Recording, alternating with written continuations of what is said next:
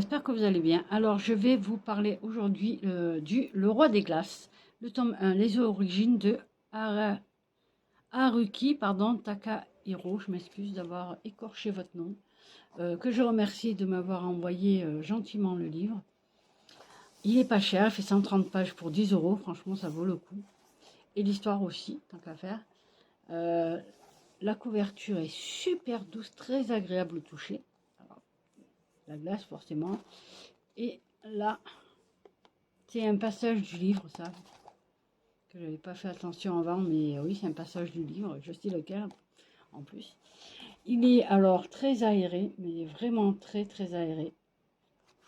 Voilà, regardez, il est vraiment aéré. Quand c'est une histoire racontée, enfin quelqu'un qui parle, ou le passé, c'est en italique, voilà, comme là. Et après, quand ça reprend le truc normal, c'est en écriture basique. Alors, le petit bémol 2, ça va. Un, c'est que les chapitres font 7-8 pages la plupart du temps, et je trouve ça quand même très long. Là, ça fait 1, 2, 3, 4, 5, 6, 7, 7-8 pages, ça fait un petit peu long peut-être. Mais comme c'est aéré, les pages passent vite. Et j'ai trouvé des fois 2 mots collés ensemble. Mais c'est rare, hein, j'ai dû peut-être voir ça 2-3 fois, c'est pas... Donc c'est pas grave. En soi, c'est pas la fin du monde. C'est pas grave. Donc, le roi des glaces, de quoi ça parle? Ben, je vais vous lire le résumé. Tant qu'à faire, hein, il est petit, le résumé, c'est très bien. Alors, le dieu Célestin jette un sort de froid éternel sur la terre pour montrer sa puissance, mais il est à la recherche d'un jeune dieu qui détient le pouvoir de glace le plus puissant qui pourrait l'anéantir. Kao, un jeune esclave, veut être libre et fera tout pour se libérer de ses maîtres. Il découvrira ses origines et le mystère qui l'entoure à la magie. Il découvrira ses origines et le mystère qui l'entoure grâce à la magie avec un peuple qui pourrait bien cacher un être surprenant, plongé au cœur du froid dans un monde dominé par les dieux. Voilà, ben là, voilà, les 2 mots sont collés. Bon, c'est pas grave. Donc, on a Célestin. Il veut en récupérer, donc de base. Il y a une femme qui devait se marier avec Célestin. Sauf qu'elle a dit, non, non, non, moi je veux pas, c'est un mariage arrangé en fait. Elle a rencontré un autre homme et elle s'est mariée avec. Et ils ont fait un enfant. Le fameux prince que Célestin veut récupérer les dons. Je vais y arriver. Mais en fait, il y a beaucoup de dieux et vingtaine qui se partagent le monde. Donc ces dieux ont plus ou moins des dons. Le feu, la communication avec les animaux, l'amour, la magie noire ou blanche. Donc tout ça, ça fait un peu au début, voilà, j'ai mis 2-3 chapitres avant de vraiment être dans l'histoire. Mais une fois passé ça, parce qu'en fait c'est toutes les explications qui mettent en place le livre dès le départ. Donc ça c'est plutôt pas mal de mettre en place l'histoire du livre et des personnages en fait. Alors on comprend, quoi qu'il y a l'épilogue à partir du premier, voire, oula, désolé ça me gratte. Du premier voire le deuxième chapitre, voilà, c'est toute l'histoire qui se met en place, donc après le reste, ça passe tout seul. J'ai beaucoup aimé parce que ça me rappelle un peu Game of Thrones, parce qu'il y a beaucoup de personnages, le froid, marcheur blanc, le prince de glace, une arme qui peut tuer les dieux, et dans Game of Thrones, il y a une arme qui tue le marcheur blanc. Voilà, ça s'arrête là en fait, hein, mais c'est tout, parce que sinon le reste... Sinon, le reste, non, ça n'a rien à voir avec Game of Thrones, du tout. Aussi, le Seigneur des Anneaux pour les elfes, parce qu'il y a des elfes, mais pas que. Il y a des druides, il y a beaucoup de personnages qu'on pense qui n'existent pas, alors qu'ils existent dans le livre. Donc, après, nous avons Kao, qui lui est un esclave, mais qui est sous sous la coupe de deux hommes, du père et du fils. Bon, le père déjà, il est pas net, pas trop, pas trop violent. Alors que le fils, lui, c'est un violent, vraiment violent. Il prend plaisir à le taper, à le massacrer. Et il voudrait, voilà, si tu veux être libre, il lui a fait un échange, voilà, il lui a dit, si tu veux être libre, il faut que tu deviennes, comment on dit, le serviteur de mon plaisir. C'est-à-dire, il lui fait, ben, en gros, il lui fait, comment dire, une fellation. Oui, on va dire ça comme ça, on va être sage. Donc, s'il lui fait une fellation, en fait, s'il lui donne du plaisir physique, c'est mieux. S'il lui donne du plaisir physique, en échange, il le libérera. Ouais. Moi, j'y crois moyen, hein, je pense plutôt. Et donc, comme il n'a pas voulu, il s'est plaint à son père. Voilà, c'est toute une histoire. Et il deviendrait l'esclave du plaisir. Donc, il sera vendu et il fera que ça. Ben, en gros, il va faire la prostituée, quoi. Voilà, il est vendu pour faire la prostituée. Mais ça, c'était donc le soir même. K.O., qu'est-ce qu'il fait? Il prend ses affaires et se casse. Parce qu'il a dit que non, non, non, non, non, hors de question, je veux pas, donc je m'en vais, c'est pas pour moi.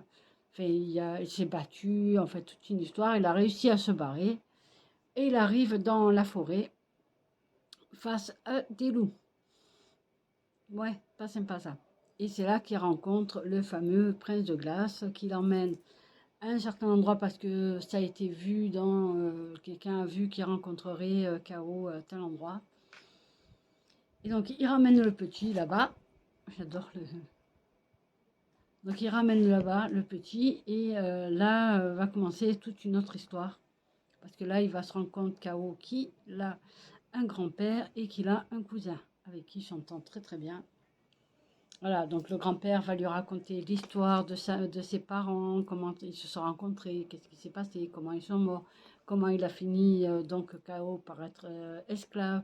Il va découvrir ses pouvoirs aussi parce qu'il a énormément de pouvoirs. Petit à petit, il découvre tous ses pouvoirs. C'est pas du jour au lendemain, ça se fait très rapidement, certes, parce qu'ils n'ont pas le choix. Mais voilà, il découvre que en fait, de prince, d'esclave, il est passé à prince, et de prince, il est passé à Dieu, je crois. Non, pas vraiment un dieu. Si, le roi, le prince, ouais, un roi, oui.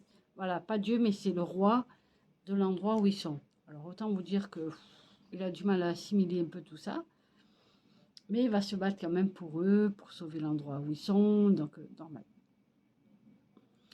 Et avec le prince de glace et K.O., tous les deux, ils vont se rapprocher, mais ça se fait tout doucement, ça se fait pas d'un coup, c'est un jeu de regard, un peu des paroles, mais voilà, on sent qu'il y a une attirance mutuelle. Mais ça se passe doucement parce qu'ils ont autre chose à penser qu'à eux, puisque finalement, voilà, il y a la bataille, il se faut attaquer, tout le monde veut l'attaquer. Parce que Célestin, en fait, il a envoyé des hommes pour récupérer le prince de glace. Ben oui, il va pas le chercher lui-même, il a peur de mourir, le garçon. Courageux, mais pas téméraire. Hein. Donc il envoie les hommes, ça se bat, tout le monde se bat. Il y a eu des blessés, il y a eu des morts. En fait, c'est horrible. Donc Célestin et K.O. décident de partir parce qu'ils mettent le grand-père et tous ceux qui se trouvent là, dans cette fameuse forêt en fait, il les met tous en danger, donc il ne veut pas justement les mettre en danger, donc ils partent tous les deux, comme de par hasard, on est d'accord, et ils s'en vont, donc ils vont partir tous les deux, faire une quête. J'adore ce genre de quête, on dirait Arthur. La quête du Graal, eux ils vont à la quête d'un dieu. Pourquoi pas, chacun fait un peu comme il a envie. Donc ils vont partir à la quête de Célestin hein, et le tuer. Parce que il a fait ce qu'il fallait pas, il s'est attaqué à sa famille, à ses amis, et ça passe pas du tout. Et puis pour arrêter le sort de froid qu'il a jeté, essayer de trouver un arrangement pour que tout le monde vive en paix en fait, tout simplement. Et en même temps échapper à ceux qui veulent récupérer K.O. pour qui redevient esclave, alors que c'était un roi. Donc vous voyez, il y a plein d'embrouilles comme ça. Mais voilà, donc voilà, je vous laisse avec ça parce que sinon c'est trop après. Donc voilà, moi je vous dis, lisez-le. Voilà, après il faut s'accrocher parce que c'est le... Ouais, je pense que c'est le prologue, comme il est un peu long le prologue. Enfin, un peu long. Non, pas tant que ça, si. Non. 1, 2, 3, 4. Ah non, il fait 4 pages le prologue. Une fois que vous avez passé le prologue, franchement, moi c'est le prologue, ça a été un peu long parce il fallait assimiler quel dieu était de quel endroit et qui fait quoi. Donc c'était un peu long, mais une fois passé ça, l'histoire se met en place et ça passe tout seul. Pour vous dire, j'ai pas voulu me coucher avant de savoir comment ça se terminait. Et même mieux, il me restait 4 pages avant d'aller manger et j'ai dit non, non, non, non, il me reste 4. Je lis d'abord les 4 pages qui restent et après je vais manger parce que c'est pas possible, je ne peux pas rester comme ça. Il faut que je sache comment ça se passe, qu'est-ce qui s'est passé, où on va, pourquoi, comment, parce que c'était pas possible, je voulais absolument savoir ce qui se passait. Donc, pour vous dire comment j'ai bien aimé, ça a été comme ça, quoi. En plus, j'ai mettais la petite lumière pour pouvoir lire la suite. Donc, j'espère que... Je sais que la suite, le tome 2, a été commencé. Je crois que l'auteur en est à la moitié, je crois, si je ne dis pas de bêtises. Il me semble qu'il m'a dit qu'elle en était à la moitié. Après, je peux me tromper. Donc, c'est pour bientôt, je pense, et j'ai hâte, j'ai hâte. S'il vous plaît, dites-moi que je pourrais lire la suite, s'il vous plaît, parce que j'ai tellement hâte. J'ai tellement aimé ce livre, il y a plein d'actions. On s'ennuie pas dedans, quoi. Il y a plein d'actions, il y a plein de dieux, il y a plein de... On sait plein de choses sur un monde. Pour tout vous dire, moi j'aurais bien aimé aller dans le monde où il y a Chaos et le prince de glace, pour ne pas dire son nom. J'aurais bien aimé aller vivre là-bas, moi.